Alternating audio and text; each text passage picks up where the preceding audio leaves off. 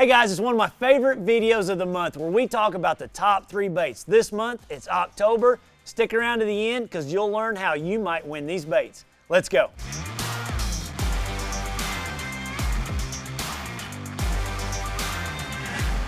All right, so the month of October, man, it's the season of change. You know, the leaves are starting to change colors, the temperatures are cooling off, the days are getting shorter, and the bite is getting better. That's the greatest thing about it because, you know, we had the great bite, you know, in June and then July and then August, everything's kind of tapering down. You know, September can be one of the toughest times.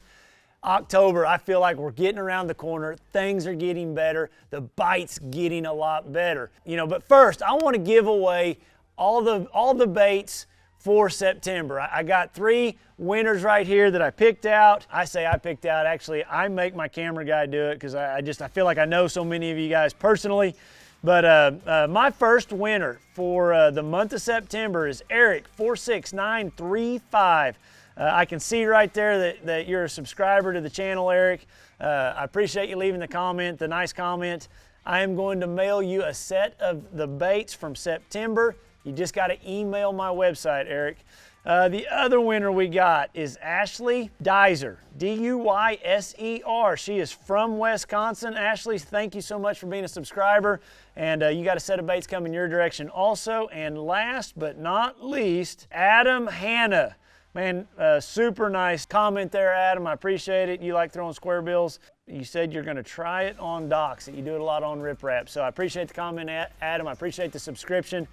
All 3 of you guys, send me an email through my website. Really simple. Once I get that email, I'll get my wife to mail them out to you. They'll be coming your way. Hopefully you can put them to good use and catch some big fish on them.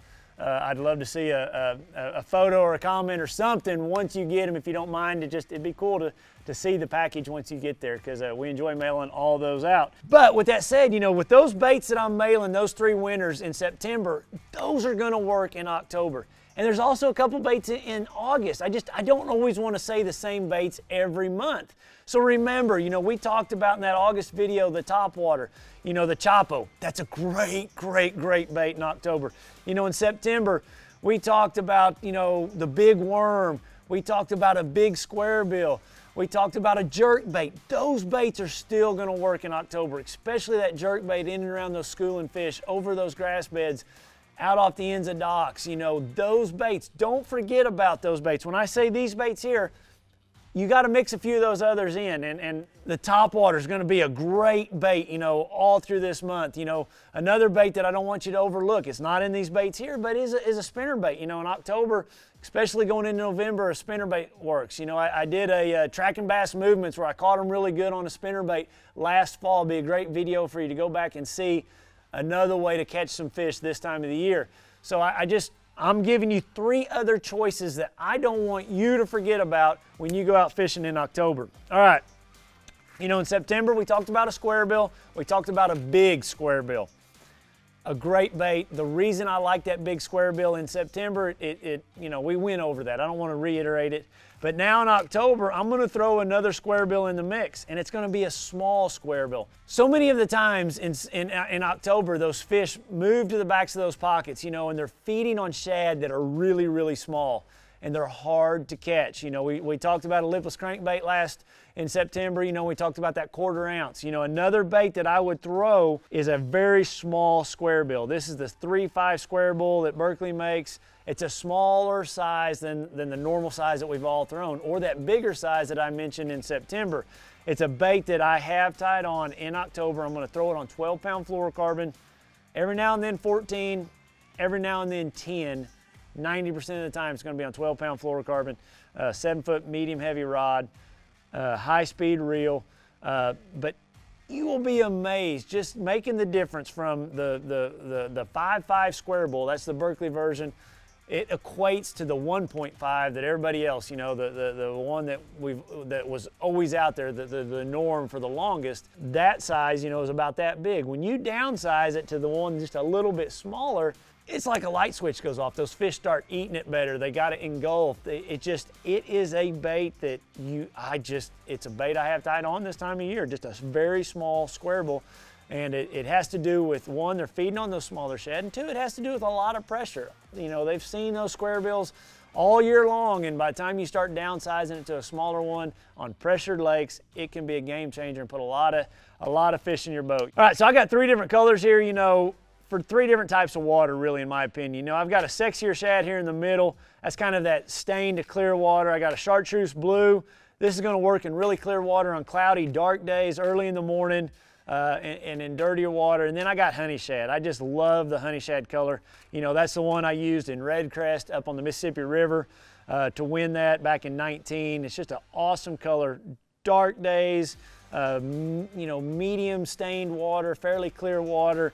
Just one of my all-time favorite colors. But those are the 3 colors I got that I picked out for you guys.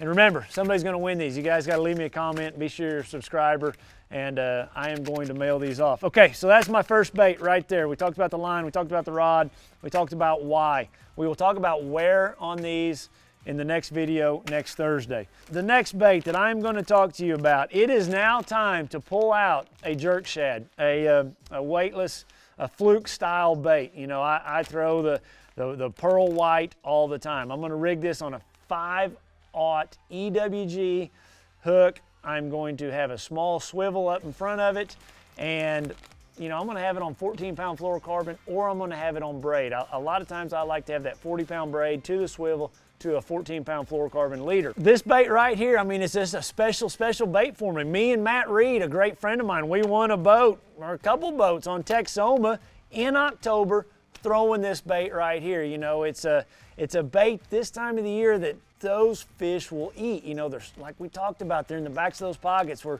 down the side of a dock, you know, all those different places. We'll talk about where to throw it in next week's video. This is a bait I'd have tied on. It's a bait I think you better have tied on, you know, anywhere you're at across the country. So it's one that really shines this time of year. I got 3 packages here for the 3 winners that we're gonna pick out in next month's video when you guys win. Okay, finally, the final bait.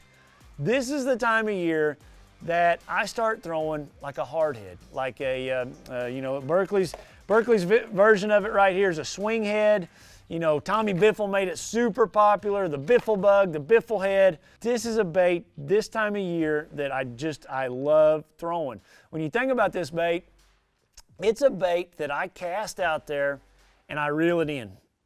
I'm throwing it almost like that square bill crankbait. But I'm making contact with that bottom. You know, I'll reel, pause it just for a second just to make sure it's down on the bottom. Reel, and it's just hitting those rocks the whole time coming in. I'm throwing this bait anywhere from, you know, 2 feet to you know, out 10, 12, 15 feet, you know, depending on the type of lake and the water clarity you're at. You know, we've talked about that in some of our videos, you know, where to start in the water clarity, you know, and I always kind of said ×2, ×3, depending on the time of year. But, you know, the dirtier the water it is, the shallower it is that I'm gonna be throwing this, the cleaner the water is, the deeper it is. But for me, I always like to choose a heavier head. I've got 3 3/4 ounce packages here that we're gonna mail out. I like that heavier head because I can reel it faster and it stays in contact with the bottom. I just think that's important. I think that's super important. Now, if I am getting snagged up, that's when I'll go to the 1/2 ounce head, the next size smaller. I think it's also super critical your rod and reel setup on this, because you know these things are notorious. You got all that weight out there at the end. You're reeling it so fast. Those fish, a lot of times, you know, this bait's coming in the water like this. They come up behind it and they swim towards you. You have a hard time getting hooks at. I do.